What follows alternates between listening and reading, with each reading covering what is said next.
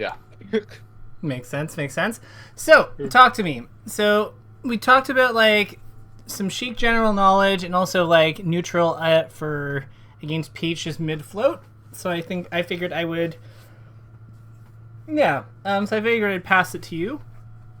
What are your what's giving you trouble versus those two?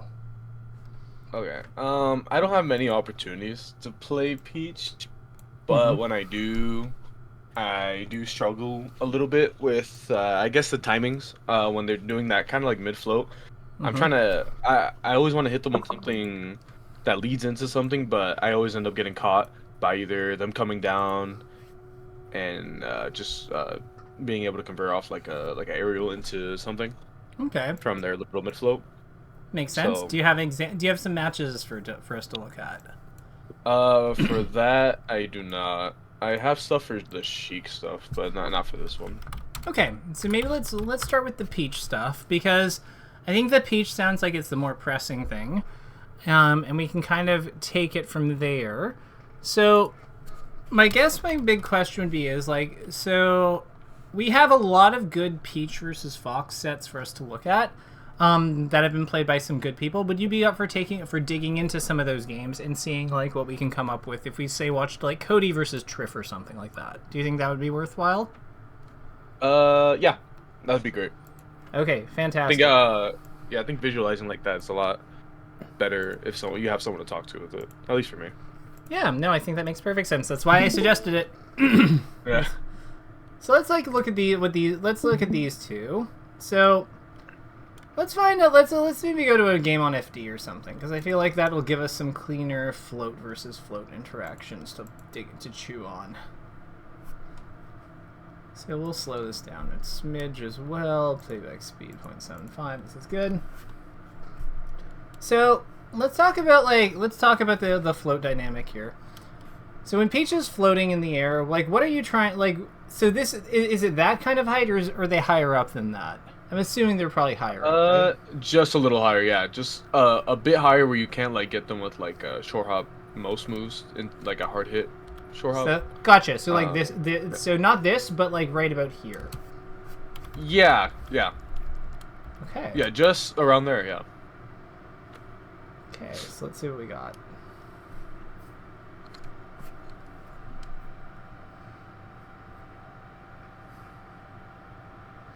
So one thing I would kind of comment is that like Cody's not really like going in when like Trif is in that spot in general. Yeah. Like instead it looks like he's a lot more interested in like waiting until Trif is landed and then acting on that. That said, there are things you can do like when she's at that kind of float height. I'm just curious as to like whether or not he does any of them. That was interesting. So what did you think about this? That was a crazy call out. Was it? So what about it? What like look? So let's see here. So he full hops forward with this drill and pulls back. It was good defensive, I think. Especially with jab. I do that a bit for Sheik, but I guess I didn't do that for Peach. But this makes sense, I think, because it's like she comes in, she enters the air in order to punish this with her float, and if she does something else, like we're pretty far back, right? Yeah. So maybe that can be something that we like, and at that high percent, that makes sense as something to like include. I think that wasn't it a little risky, kind of. Probably. At the same time, because I mean, yeah, because he could just dash attack, but I mean, he obviously didn't. I mean, but did he call out his float? So why are you worried about dash attack? I don't think dash attack's that scary. I'm scared of dash attack. We're at 99. What the hell does she do with it? Edge guard me. I don't know. I think dash attack, does it not send you off a decent amount at this percent? I don't know. Let's find out. Like, I think it does.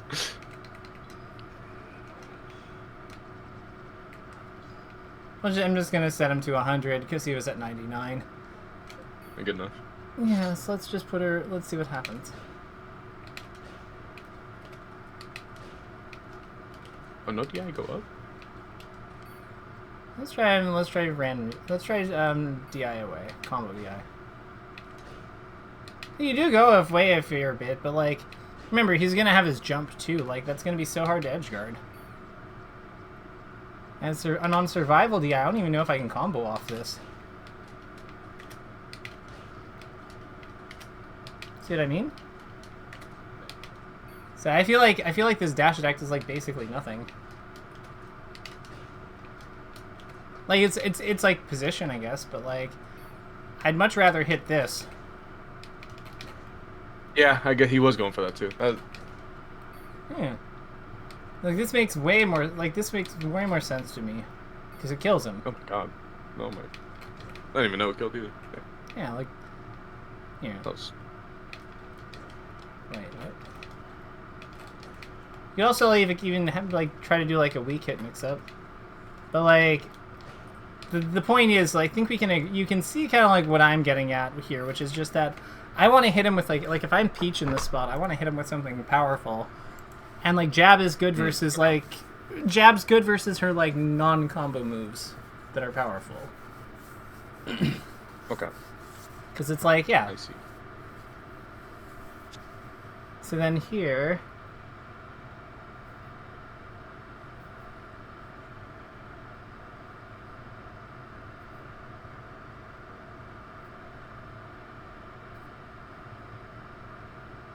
Yeah, doesn't even care. They got hit by that. And then he's gonna... Oh no! What was that? Okay, never mind. He gets the... Oh wow! No, he survives. Damn, he lived? That's crazy. Yeah. Hold on. So let's see here. Are we gonna see any floats from you, Trif? Are you gonna go in the air for us? Like, I feel like this is kind of my... This is, like, one way that you can tackle it. You don't even necessarily need to play with her float in that spot. Like if she doesn't, like... Yeah, just kind of keep back and wait.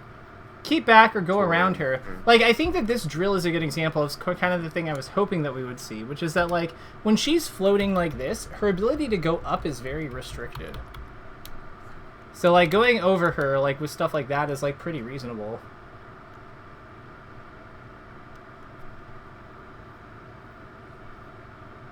Trif is like is being very disciplined here.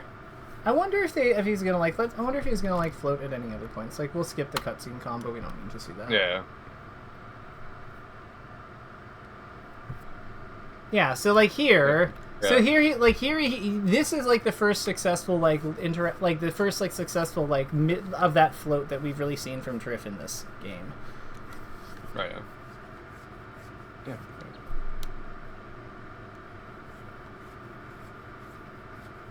Crazy up smash, Jesus. Hello. What a color. He just held his positions so well there.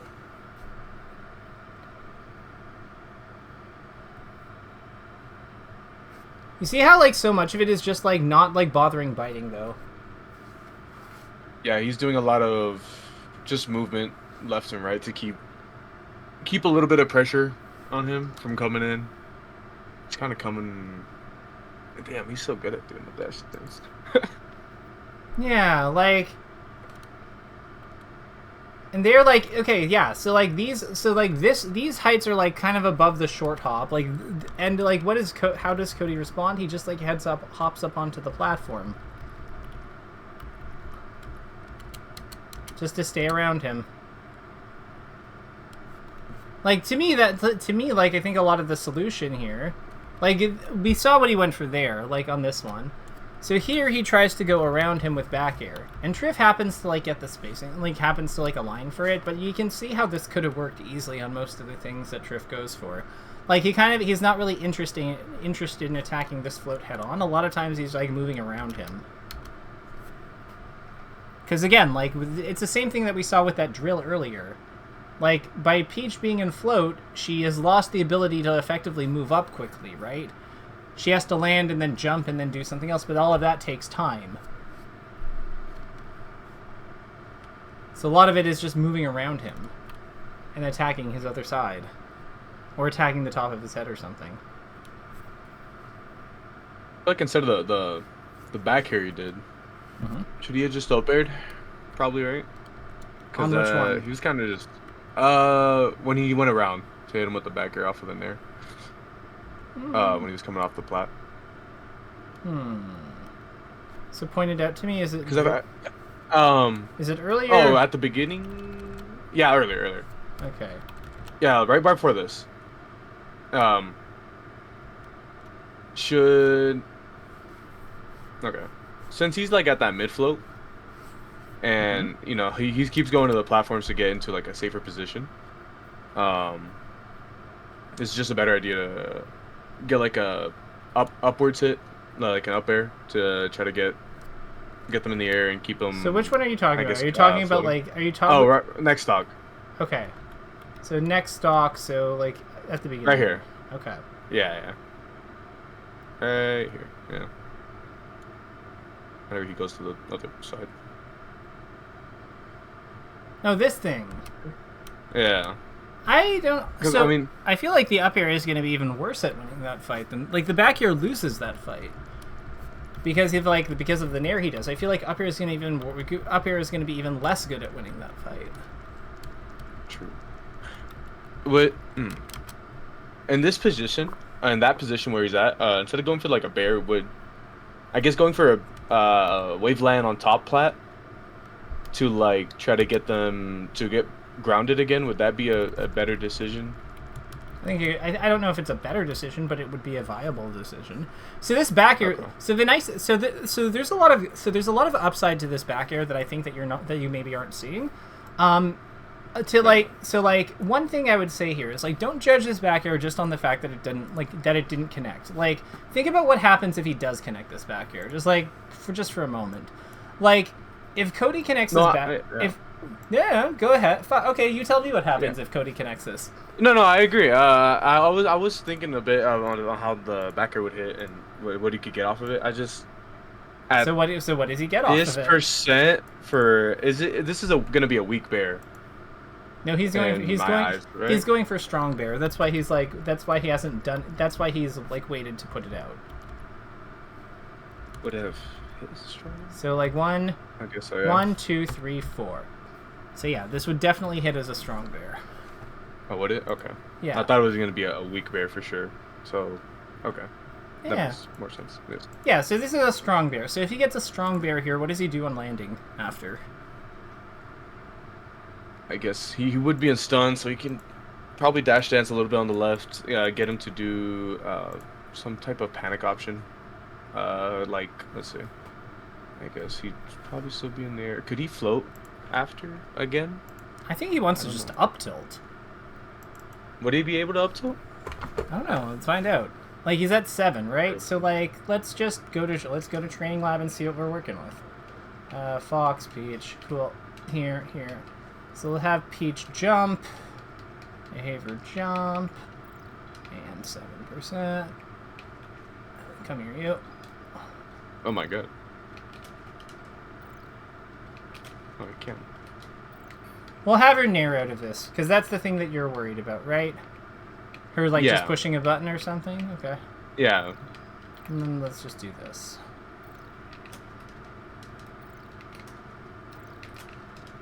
So, if it's weak hit, yeah. But, on a lot of these strong hit timings, our up tilt's just gonna, Oh, it beats it out. Wow, yeah. Okay. Yeah. We could just beat it. Okay. It's not at every single timing, but at a lot of them. Yeah. Or at least tries, yeah.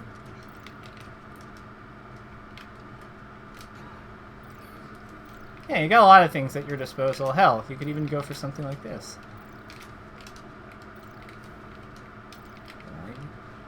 There's a lot of options available here. Her nair doesn't really have that great of a hitbox when you compare it to some of the other crazy hitboxes out there. See what I mean? No, okay. So then it's just whoa.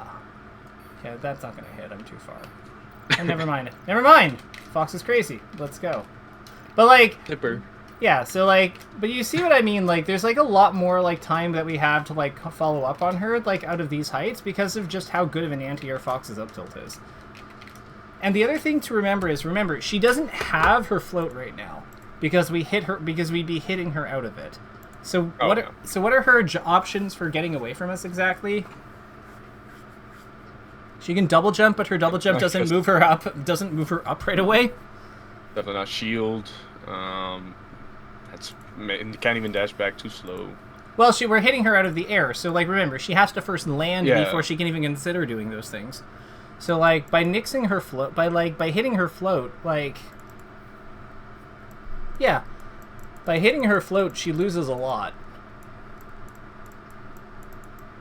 Float, she loses a lot.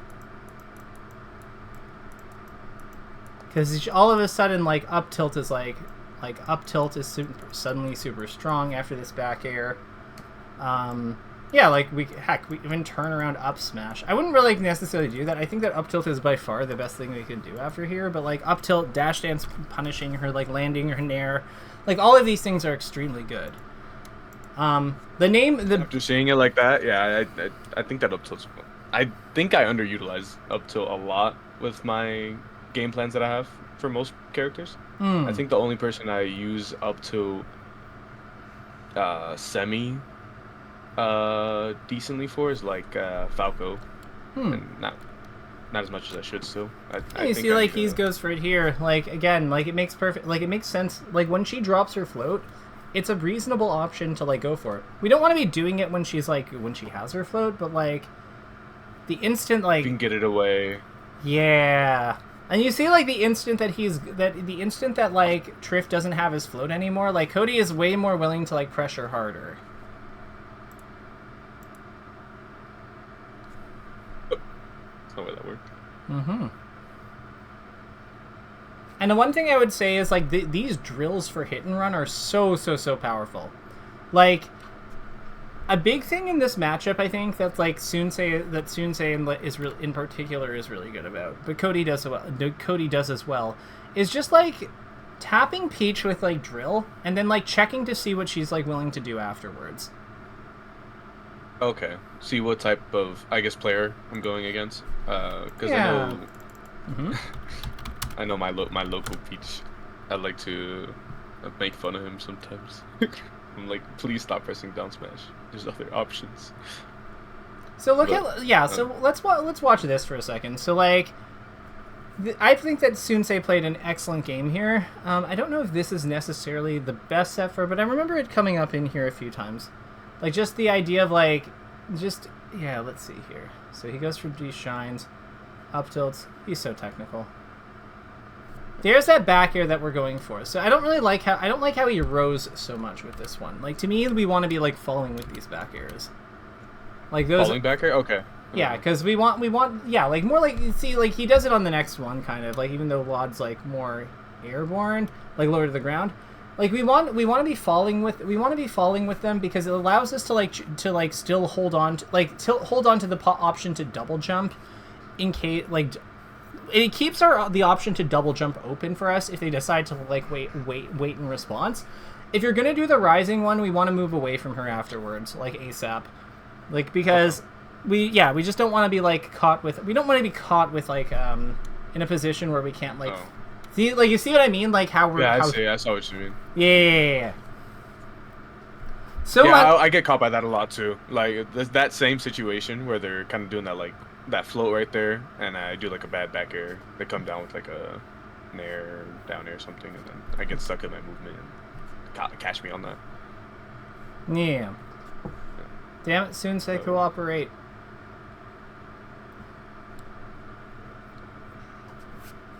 Was it their Lucky 7 set where he did it more? Or was it versus Aura? No.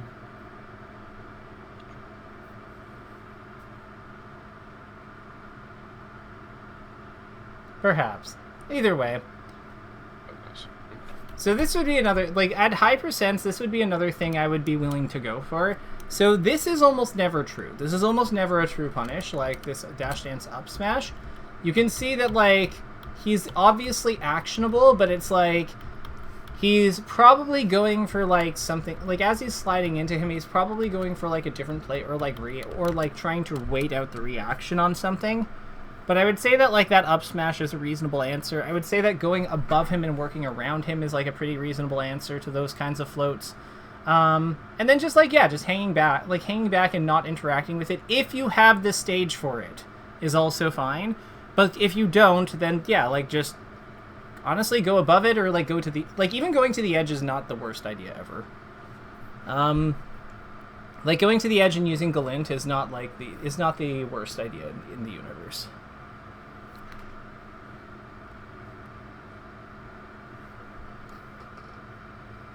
Oh, he kind of did like the little drill into like run back and see what he does. Yeah. A little bit right there.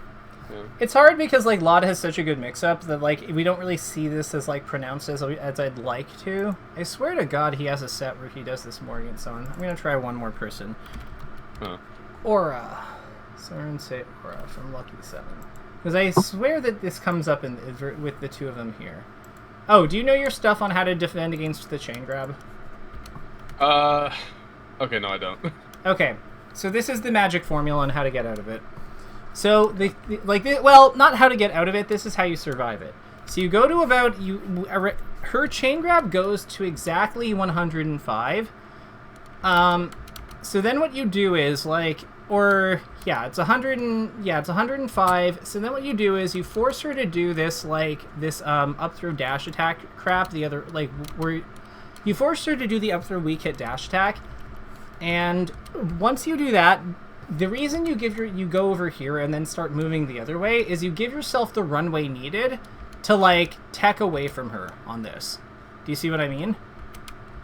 Because she's slow, so she can't get out of it. Yeah. I'll have to remember this. Yeah. I've gotten. I think I don't park when I lost in losers to, I forgot the Peach, but he took a stock pretty easily because I'm really bad when they're chain grabbing me. Mm-hmm. I don't know what it is. I definitely wasn't thinking right about the DI. I kept trying to go for slight DI, and then like I'm like, hopefully he drops it. And then they probably don't, and then they like up smash you at some point and kill you. Yeah, and I'm like, oh yeah, okay. Yeah, so yeah, we just don't ever let her have the up smash basically. Okay. Because yeah, I think that he's gonna like now DI. Yep. So this was good by Aura. Wow. I remember seeing that and being like, that was really good. That was very good play by Aura. But the big thing here is that like because Sensei got like forced him to do extra work on that first stock, he's not like actually out of this set, which is like the important thing. Because he got like enough damage that he basically took that stock on the next exchange once he respawned. So he's only really behind like one stock. Yeah, this shit. There we go. Back a bit. And yep, wow. Right? So scout the habit. Bait. Boom. Hits him. Oh my. Gets I don't think he died for sale, I'll say. And you can see that like there's kind of like, so like there's I don't want to make it seem like never rising back air, but you can see how like the purpose of the rising back air he goes for is more about like warding him off if he goes into that space, and then he's like backing out immediately after because he knows that he's like vulnerable coming down. So it's not about necessarily hitting them with this kind of with these like rising back airs. It's more about like what the back air means about where they can go. Just keeping them out of the space a bit, keeping them at least a little aware that you have a move there, I guess. Yeah. Because you can see how that's like impacting this, and then like once he gets closer, then he feels more like okay taking this liberty, and this because of how the exchange works out leading up to this, he feels more okay with playing in this spot because they both miss, but then like Aura goes into the air. So then like this works out perfectly for him.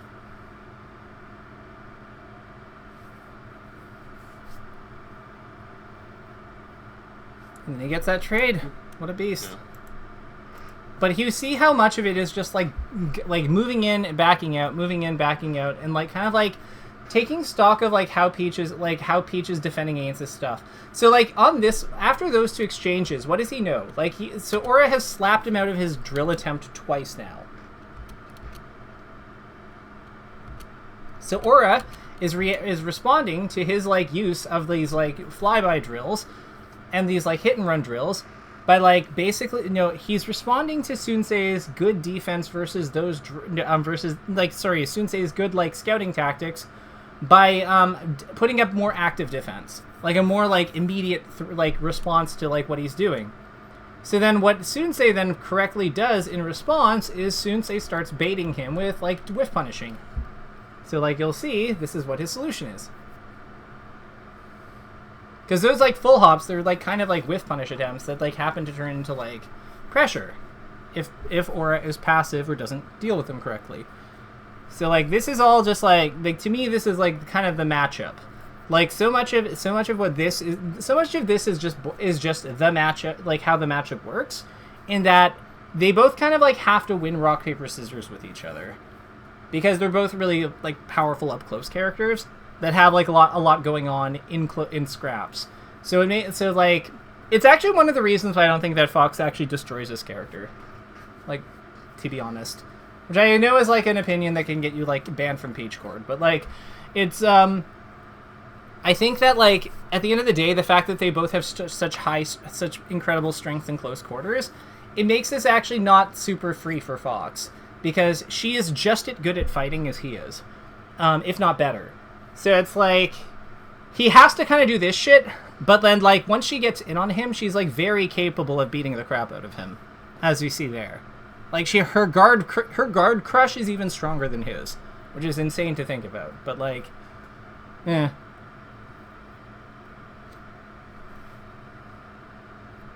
Fox isn't really good at at breaking a guard the way that she does. Like he just kind of like stays in your face like as long as he wants to most of the time, and he has that air around him the whole time he's near you. It's just good.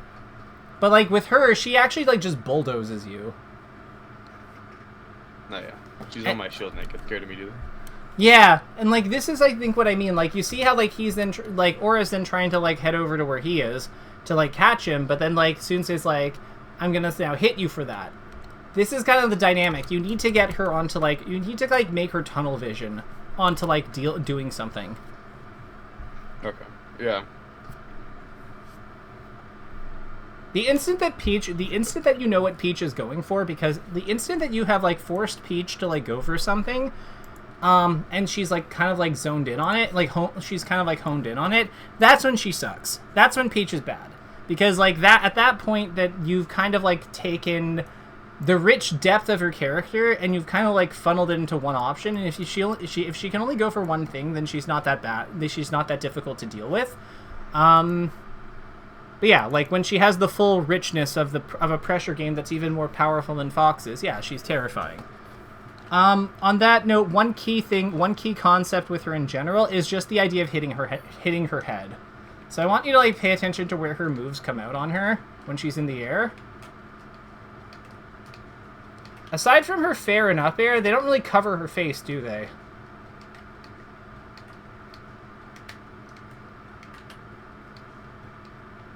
See what I mean? The only thing, yeah. And that fair, but. But fair is like her slowest move, and then up air is only out for like a handful of frames, and it doesn't even cover her head. Like, so this is part of why Cody's attacking the back of her head so much. Mm-hmm. You see it, like you see what I mean with like those back airs? It's really just like the top of her nair that like contests that. If so, like mixing up whether you're attacking the front of her the front of her head or the back of her head is super powerful, because like even with like her limited options for dealing with those. Like, she can nair to deal with the back, she can up air to deal with her front, or fair to deal with her front, but she can't cover both sides of her at the same time. Do you see what I mean? Yep. So I would say that would be another, like, critical thing. So, like, in takeaways, I'm actually going to flag that now, because that's a really important one. So what have we learned in terms, like, I know that we're going to look at the Sheik matchup too, but what are some things that you've learned so far about dealing with Peach? So, for when she's doing the mid float, basically, we'll start with that because that was the main thing. I was seeing a lot of kind of they were keeping their distance to see what they would do when they landed or when they would land, and then they would come in, and I think Cody was doing it more than when we saw Sensei right now, but he was doing that drill bait that we saw. Or he would, I know Sensei, when he was waiting for the float, he would go underneath it and get like an up tilt. I think that's a lot more risky, right? It's like, but. So Cody didn't really do the drill versus like mid float. It was more versus the low float that he did it against. Oh, okay. Oh, Cody goes over her with back air more. Yeah, and then Cody did a lot of drills, and then he would run away to the other side and kind of do his dash dance over there. I noticed that when he was in that first game, I think it was. Yeah, he kept doing that, and he got his percent off of it, and then he'd back off. He was seeing the peach what they would do. Saw that a lot. So I think I'm gonna do at least a lot more, just percent hits, I guess to call it. Instead of trying to go for like drill shine or something, she'll drill grab immediately. Yeah, so let's condense. So this is what I've got. Keep your distance. Go underneath it with up tilt. Keep your distance. Up tilt underneath it. Up tilting underneath it is strong when is strong if we see if she's lost it or released it. Because I think that those are like the two. I think those are the two. Those are the two big ones. Bear in front of her, bear onto her, bear past her. Also works with dare at lower height. No, at lower heights. And then hit and run is money. Because like the big thing here is like we often can't directly convert on her. Convert on her. But safely getting past her. And maintaining our neutral. With laser. Will lead to advantage. Will lead to advantage anyway, because of the gun. Bracket because of the gun. So like these are like. For the drill runaway that we were looking at, would that also would work for Sheik, right? Because, or at least I think I feel like that's kind of is it a general tool against the more floatier characters? I think it's good versus anyone who likes to push buttons and after they smash the IR drill. Okay, yeah, I was thinking that because I know when I play my buddy Omar, he's one of the few that SDIs like drill that I play against at least, and I'm like, yeah, I'm really silly because I do like a drill shine and then he just grabs me and I'm like, wow. God damn it. Yeah, so scouting with dare. It's like as a general concept, like hitting dare, hitting like flyby dares, and seeing and remaining in a close quarters spacing, / positioning, so we to dash dance or full hop to check what panic buttons to check certain panic buttons of the opponent appears to be very strong. And then one last thing I'm gonna say is like if we nick her out of like Peach, if we nick Peach out of her float with a descending aerial, consider up tilting. Consider up tilt, dash dance. Dash dance punish, or an additional aerial. Bracket usually bear. Because like these are things we're seeing in these games, I think, like pretty consistently. So with that. Do you want to spend more time on the Peach matchup, or do you want to like look at the Sheik matchup now, or like how do you foresee this time being useful? I think the Peach is fine for now, as so I can at least practice some of this stuff. And then if more questions come up, I definitely have more questions most likely. Perfect. But yeah, I think having the Sheik. Oh, actually, I do. I know we talked about mental last time. Yep. And I don't know what it is lately.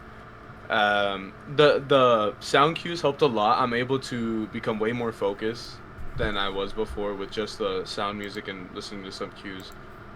I'm still working on my cues because that is still very hard for me to Yeah. associate something to it, but it's working a lot better than for sure than it used to. And I'm able to get into the zone, but lately, I'm just become really bad when it comes to staying not upset. I don't know what it is. It's only against my buddy that I versed for first. Mm-hmm. So just me and him going back and forth, but I get tech chased a little too long. I'm like, I get a little upset. And I'm like, God damn it! And then I don't know what it is. From there, I just start playing a little worse, slowly but surely, and it's just Okay. So you get tilted. I get tilted. Yeah, I don't So want to say it. So I'd say that first and foremost, being tilted is. Do you know how to do ambiguous DI? Let's just get that out of the way. Do you know how to? Okay, cool. And how, on a scale of 1 to 10, how good would you say you are at it? 6.5, 7-ish, I'd say. Okay. How do we increase that to like an 8 or a 9? I need to do it a little more close to center, or he does the wave dash back after he does the throw, so I think I have to be able to. At least I think being able to read if he's gonna wave dash and being able to do the DI right behind him still, just light DI behind him. So I think that'd be good. So where do you, so basically we need to, so this is the range kind of like, this is like where the DI becomes ambiguous, right? Like it's kind of like around here and here.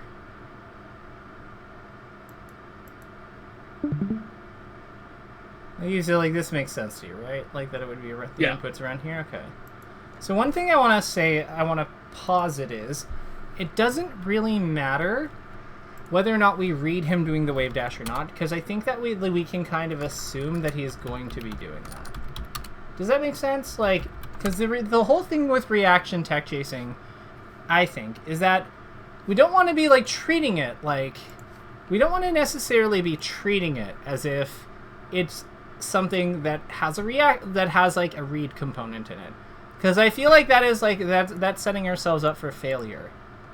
So like this, like let's look at this game of like between these two, just so you can kind of get a sense of what I mean by this. Because I feel like Joshman does the same shit, like the same kind of like mix up every time against Jmook, and like it always basically works. So him and Aklo, I think, are the two people that make this the most difficult for Jmook in general when it comes to RTCs. And like let's wait for Jmook. Let's see what Jmook does with his first grab, because I think he's gonna get one in a second. Okay. No, not yet. Surely, upon respawning his Sheik, we find a grab. Right here. Yep. So he gets one here. Let's see what he does with it. So this makes sense. This is all like normal. So you see, like he's very willing to execution test him. Like, let's find another grab again. Let's find another grab that Jmook gets here. So that's that like here. So yeah, let's find one on the next stock. You can see that there are actual mix-ups taking place, though. Like, he's not just coming behind, alternating, going, like, in front, behind, or something, right? Like, he's actually, like, varying, like first he appeared behind, then, like, in front, then he went behind, then he, like, went in front again. And now I think that where he goes next, I think is going to be, I don't know, it'll be interesting to find out.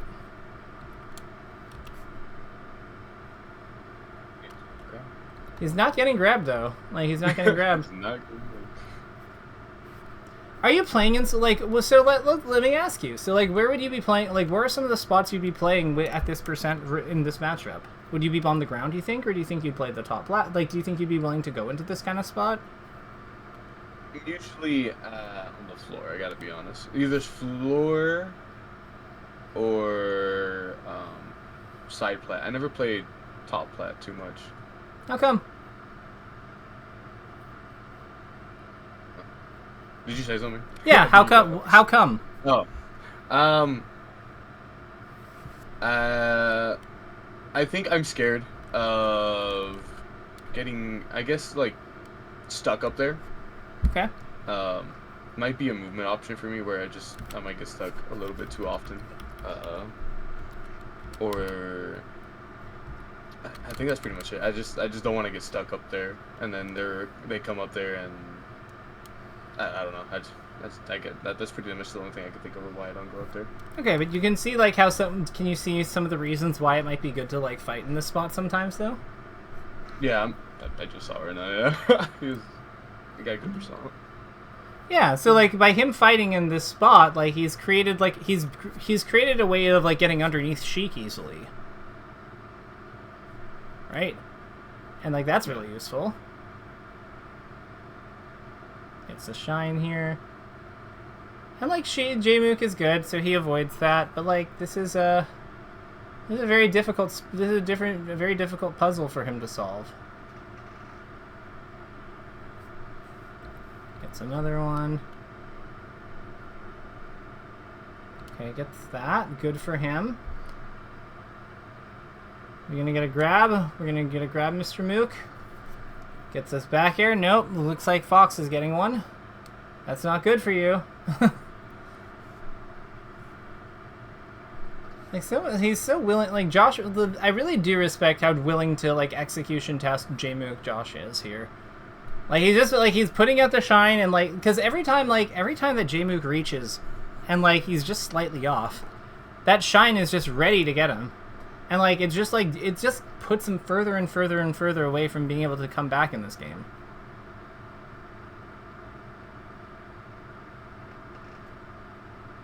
This is not giving him anything for free at all. There's always like he's always fighting and like trying to fight back on these. I think that's very impressive. So let's see here. What do you got going on here?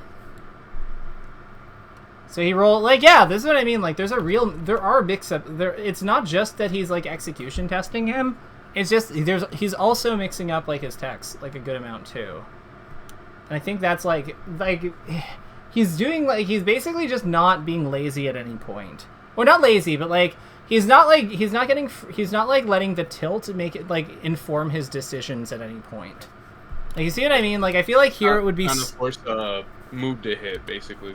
Yeah, like at this deficit. Bear in mind that like he's up 2-0 in this set. I think he's up 1-0 in this set at this point. Because yeah, he wins the first game on Dreamland, I believe. Yeah. Or is this the first game? Whatever. Either way, this is like if he gets like in this spot like. He doesn't even get anything if he, like... I feel like it would be so tempting to look at the damages and be like, I will, like, tech in place here. Because he's at 87. But the thing is, even if he gets the tech in place shine, going this way, he doesn't even get the hit on him because he's just going to snap to the edge. Or, like, he can snap to the edge. So he's still willing to, like, play a very composed, like, decision tree.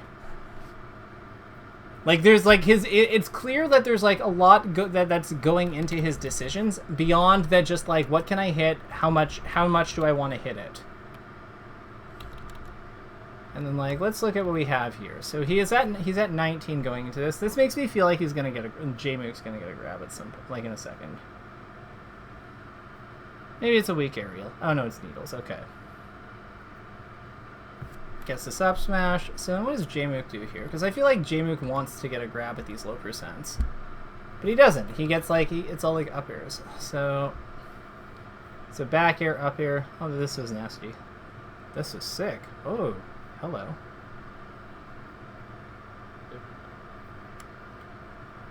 But then it's like, so like, I guess what I'm curious about is, do you see any spots where your decision making on defense might be a little different than what Joshman is doing here? Yeah, I was definitely looking at a lot of his. Oh my. All right. One thing I noticed that's pretty good that he's there's that flyby drill, by the way. So he notices that he's messed up and just goes through him. Right? Yeah, I'm definitely. That needs to be Definitely like a gonna thing. do Yeah. Oh yeah. But he was doing a lot of wave shine backwards off of his shield, and Jmook would keep trying to grab it, and then Joshman would get like he wouldn't get like a heavy punish, but he would at least get good percentage off of it every time, or he would at least be safe from it and be able to go back to neutral. That was one thing I was noticing. I saw him doing. I was actually very focused on that same thing. I was like, how do I do that more? So wait, what the thing? Something just happened? Was it something that just happened, or was it? No. I was thinking about the wave shine backwards. That's all. Okay. Yeah. But basically, he's more willing to disengage and bait. Yeah.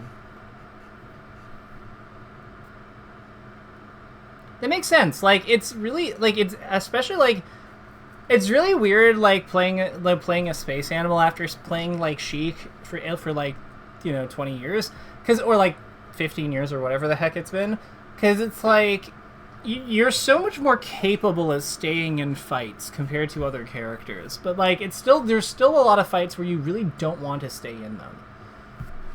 I'd say top platform. Using top platform against Peach. Do you use top platform too, or no? Yes, against Peach and Icy specifically, I use top plat all the time. Okay, so I'm gonna say top platform. It's good versus everyone because like we can see Joshman getting clear. No, Joshman getting value out of it. No, getting value out of top platform by baiting, especially during respawn. During Jmook's respawn. By pulling him there, and then maneuvering under him or over him into a into a spot he can drill Jmook, or a spot where he can look for Uers from below. So there's like from below. There's a circular. There's a quote unquote circular kind of motion going on here. Going on from Joshman's end here. Because that makes sense. Like these are spots where like Sheik isn't particularly powerful in, and we can see the benefit of it. Right? He's getting look at how much damage he gets. That was silly. Mm-hmm.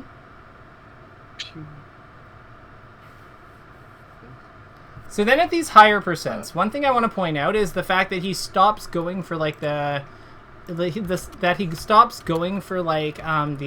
DI once Jmook can combo off it directly. Yeah. I made sure not to do any ambiguous higher percent for the most part. Do you have any games where this happens that we could potentially look at? Because I think that we're getting some good ideas here, but I think that if you have footage, it might be worth digging into that. I should.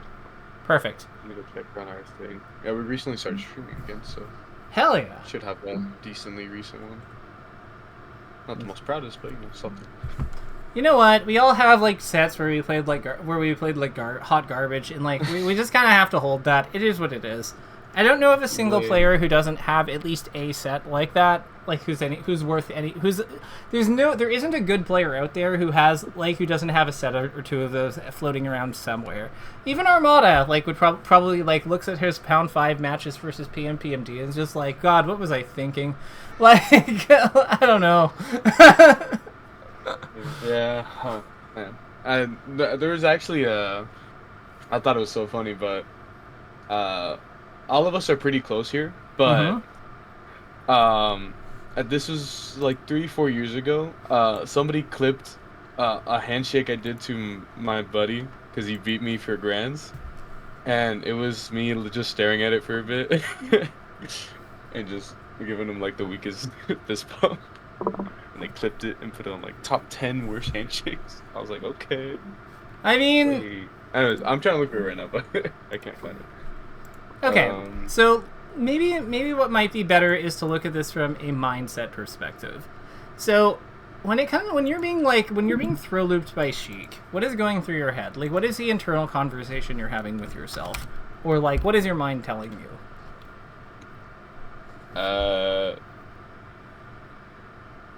You know, Be honest. It's all good. I hate this character. This is boring as hell.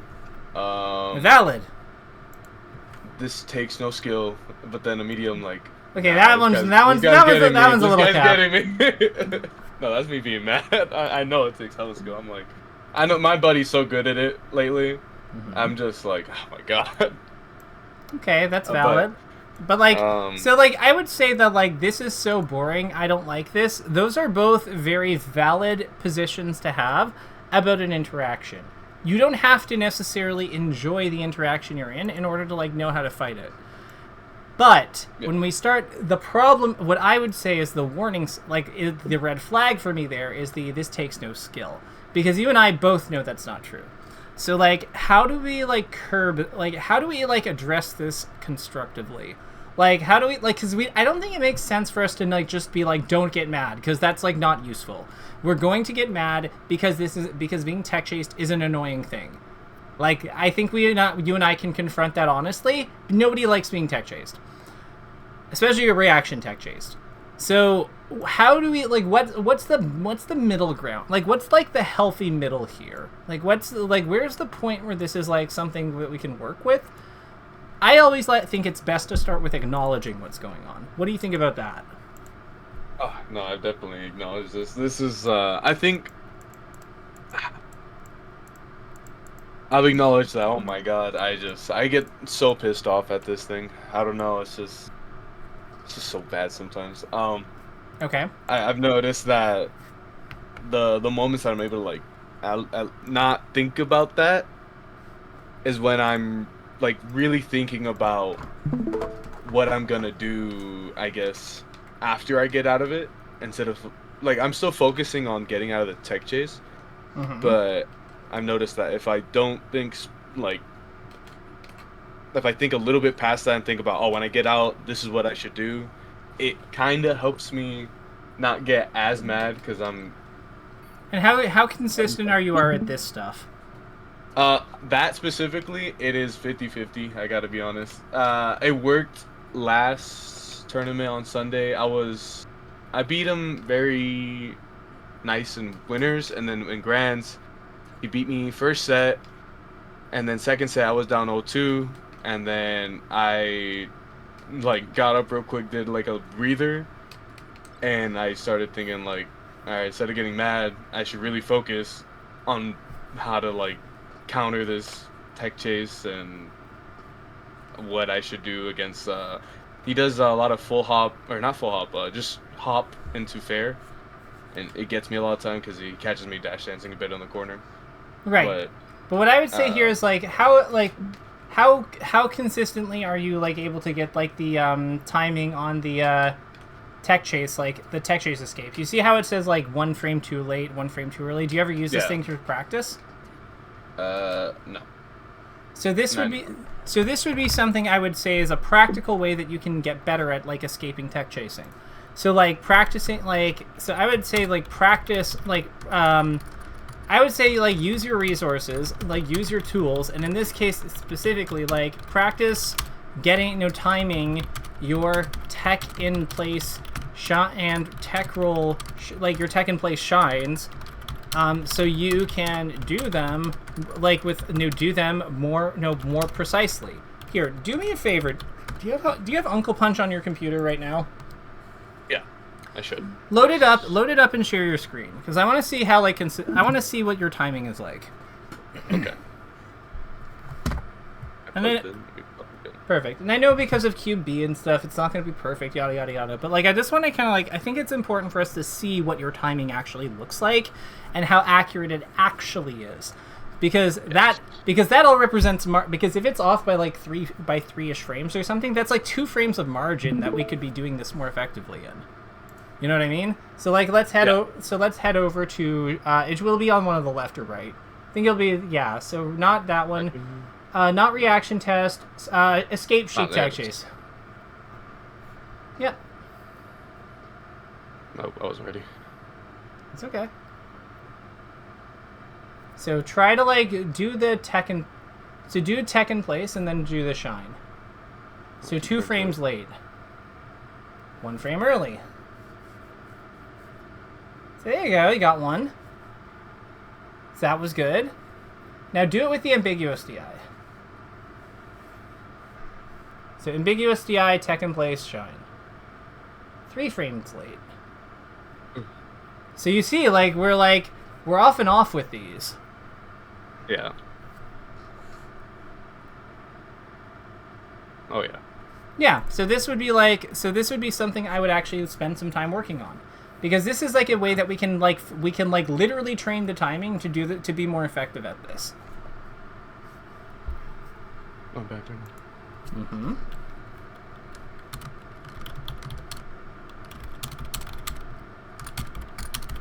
What? One thing I'd also note is that this looks like it's an older version of Uncle Punch. Because actually... No.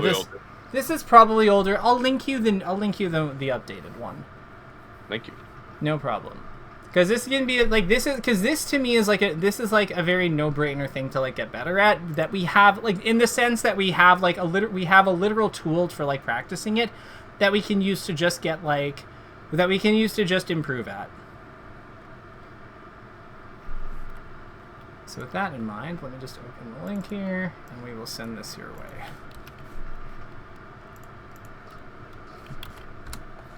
What? Doesn't even look late.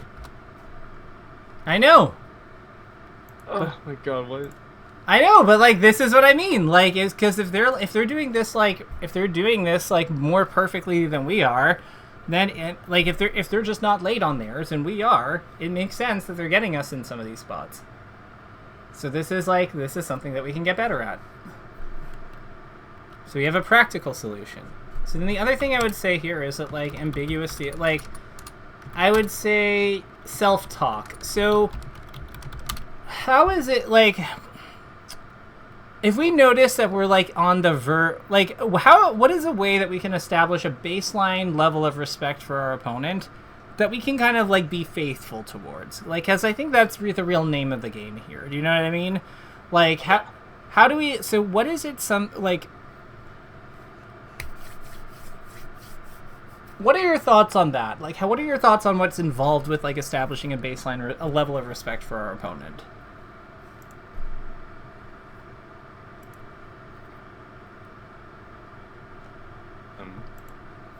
I know this is a hard question. Yeah.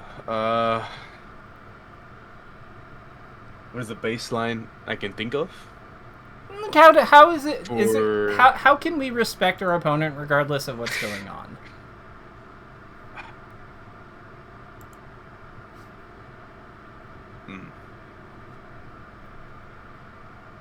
That's hard.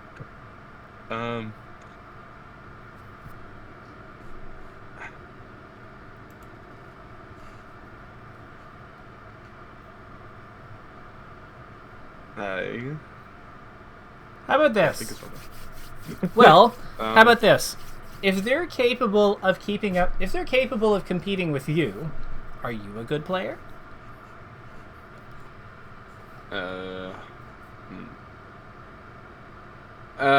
Yeah, I guess. Yeah. I think it's cause I don't know. I guess this is so hard. This is so hard for you, isn't it? I don't know. Oh yeah. I don't know. Well, I think you're a good player. I'm getting there. No, I think you're a good player now. I think that the way I do it personally is this is a very difficult game to play. Just in general. This is one of the hardest fighting games out there. Anyone who dares pick up this game and actually commit to learning it, in my mind, that in and of itself is worthy of respect. Because anyone who dares enter the Coliseum with pure people as good as myself, you, people even better than us, that is worthy of respect, I think. So that's kind of how that's the approach that I try to take. I'm not sure what the approach that you need to take needs to be, but it needs to be something that is principled and something that is based on what is important to you and what you respect about yourself, and that you can kind of see in the opponent to some degree. Like, it has to be a values thing. It can't just be some generic crap, because otherwise you're not going to follow it. But do you see what I'm getting at? Like, it's more about what is a way that I can frame this so that I can respect their effort or their drive or just something about them that is generally going to be present. Do you see what I mean? Yeah, I get it. Mm-hmm. I see what you're saying. So I will think of this. Yeah, so I'm going to say, self-talk, find a way to respect your opponent and be faithful to and be faithful to it. And we are at time, so I sadly cannot continue. I'm going to cut the recording because my husband has an early work day tomorrow. But